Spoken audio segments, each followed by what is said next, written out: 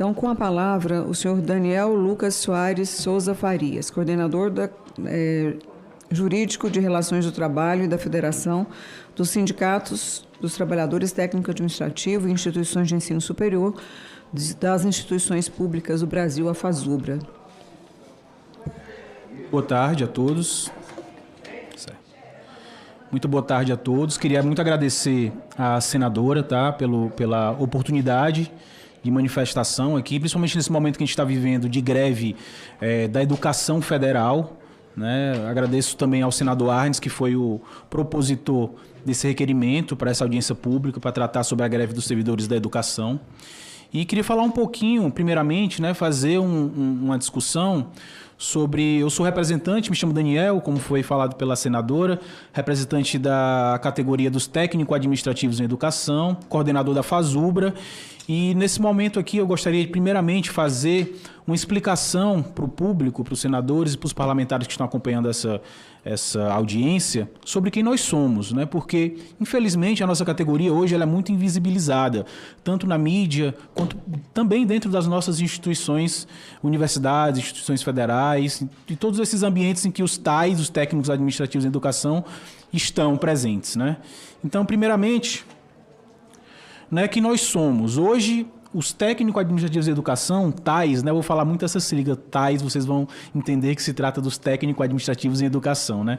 Nós estamos presentes hoje em mais de 500 municípios, dezenas e centenas de instituições e universidades públicas federais, mas nós não somos somente um cargo, né? Nós somos um plano de carreira e de cargos em que existem várias profissões, vários cargos, né? Entre eles enfermeiros, psicólogos, pedagogos, intérprete de Libras, administradores, assistentes sociais, assistentes administrativos, jornalistas, né? Que, diga-se de passagem, os jornalistas hoje, essa profissão, dentro da nossa carreira, ela está vedada de provimento, né, que é uma incoerência que a gente acredita dentro do governo nesse momento, das dezenas de incoerências que a gente vai apresentar para vocês aqui, que a gente não tem respostas efetivas do governo.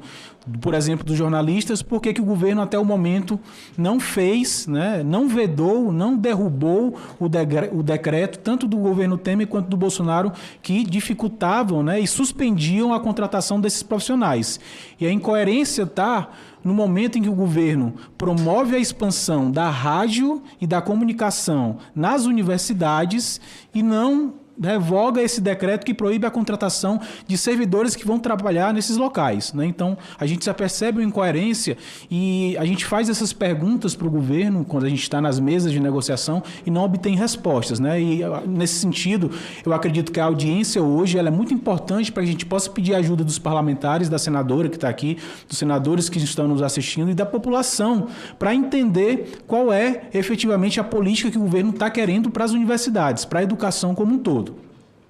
É importante também a gente entender nesse momento, né? Deixa eu só passar aqui, que hoje a nossa categoria, a dos TAIs, ela tem, infelizmente, passou ao longo dos últimos anos, uma política, né, de empobrecimento da nossa categoria. Hoje, a categoria dos TAIs é a que tem a pior remuneração no serviço público federal.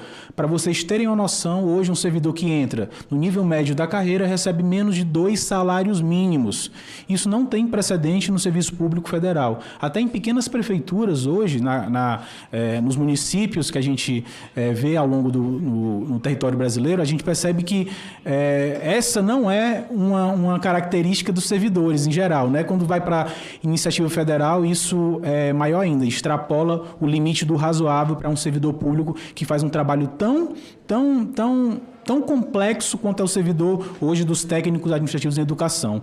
Isso se agrava mais ainda quando a gente passa para a carreira no quadro de nível superior. Hoje a gente tem quadros altamente capacitados, né? A gente sempre faz essa colocação porque a carreira hoje dos técnicos administrativos em educação, dos TAIs, ela é uma das carreiras mais mais qualificadas que existem no Serviço Público Federal, né? A gente sempre faz uma comparação, por exemplo, com a carreira que tem aqui no Ministério da Gestão e Inovação. Alguns de vocês devem ser familiarizados com a EPGG, que é uma carreira considerada elite do funcionalismo público, mas que tem uma qualificação muito menor de doutores, né? A nossa categoria hoje, no nível superior, tem acima de 12% de doutoras, enquanto nessa carreira EPGG, que tem uma remuneração muito maior, né, que lida com complexidade, às vezes, de política a nível nacional, né, tem uma qualificação menor do que a nossa, né? Então, já se demonstra uma incoerência, né? Mas, vamos lá, né? Com o passar dos anos, a nossa carreira, ela sentiu uma perda no poder de compra muito grande, né? Nos últimos, desde 2010 para cá, a gente teve quase metade do poder de compra corroído pela inflação. Para você ter uma noção, em 2010 a gente ganhava 3 salários mínimos e meio, a categoria no nível médio, né? Hoje ganha menos de 2 salários mínimos. Então é surpreendente como a categoria vem sofrendo ao longo desses últimos anos, né? Então isso tudo, né, somado aos baixos salários, à desvalorização da nossa categoria, foi um grito de socorro foi dado com essa greve, né, para chamar a atenção para essa problemática que envolve todos esses servidores, que não são poucos. Deputada, para você ter uma noção, hoje a nossa categoria é a maior do Serviço Público Federal, chegando a quase 230 mil servidores, né? Então, esses 230 mil servidores têm sentido o impacto dessa política de empobrecimento ao longo dos anos. E hoje, qual é a situação da nossa carreira dentro das instituições federais de ensino, né? Como vocês podem ver nesse quadro, hoje 82% dos cargos da nossa carreira estão extintos ou suspensos. Esse levantamento foi feito, inclusive, junto com os reitores das universidades federais. Esse dado foi levantado pelo FORGEP, que é o Fórum de Gestão de Pessoas das Universidades Federais, que hoje o quadro está tão crítico que deixou de ser um problema somente do trabalhador e passou a ser um problema da gestão de dentro das universidades. Hoje quem perde é a população. É difícil hoje a gente conseguir ter todos os serviços prestados com excelência dentro da universidade, porque não tem servidores. Hoje não se consegue mais reter os talentos, reter servidores, por conta, principalmente, dos baixos salários. E a situação nas universidades hoje, para além do orçamento delas, que está muito difícil, é de terra arrasada quando se fala a respeito dos servidores tais. Esse quadro se agrava muito, como eu falei para vocês, com a dificuldade de reter servidores. Para se ter uma ideia, em 2023 chegamos a absurdos, tá? É inacreditável esse valor, de 75% de pedidos de exoneração da nossa carreira. Hoje, de a cada 10 servidores que entram, 7 saem da carreira para prestarem outros concursos ou até para ir para a iniciativa privada, que hoje paga muito mais do que estando na carreira do PCCETAI. É um absurdo, tá? A população perde muito com isso, com a falta de prestação de serviços, e a gente faz esse apelo para que vocês entendam que a situação é crítica. Se nada foi feito hoje dentro das universidades, com a carreira dos técnicos administrativos em educação, as instituições vão entrar em colapso.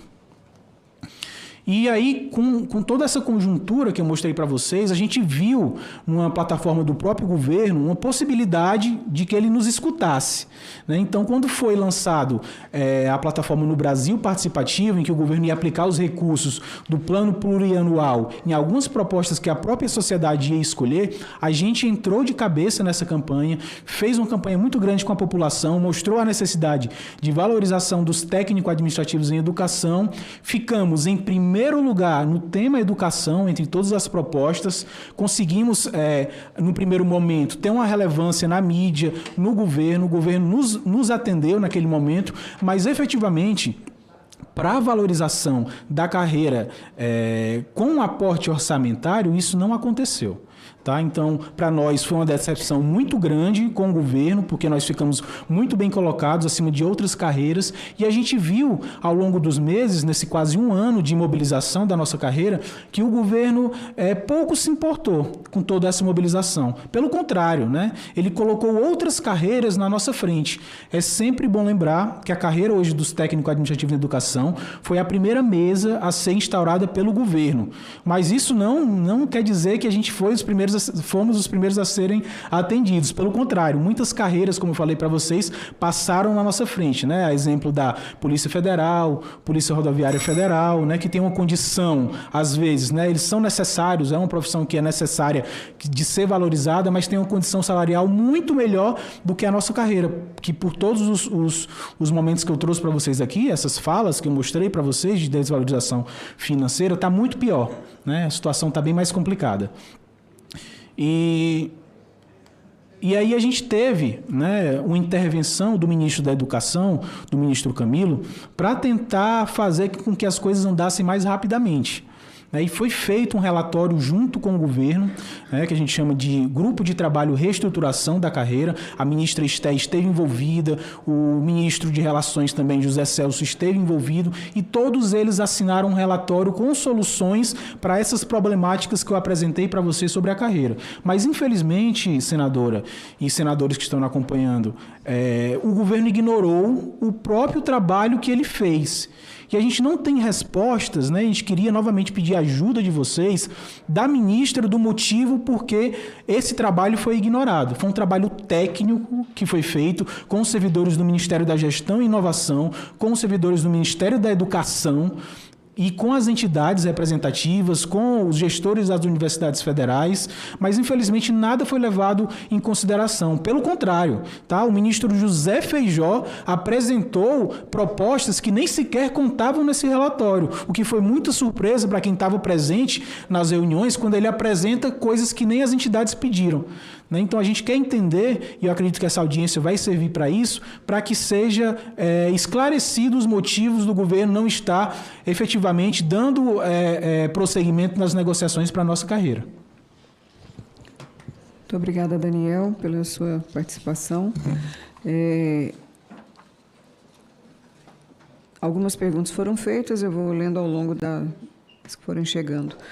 Helenice do Mato Grosso. Por que o Ministério da Gestão, Inovação e Serviço Público não fez previsão de recomposição salarial e de orçamento na educação federal na proposta do teto orçamentário?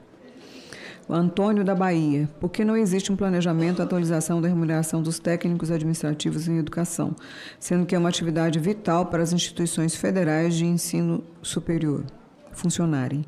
A Fernanda do Rio de Janeiro. Quais medidas serão adotadas para reduzir o impacto da greve? O José de São Paulo. Qual a importância dos profissionais das instituições federais de ensino superior na formação da população de baixa renda no Brasil? O Gustavo de Rondônia. Como a greve dos servidores está afetando diretamente o aprendizado e a experiência acadêmica dos estudantes? Estão relevando esta questão?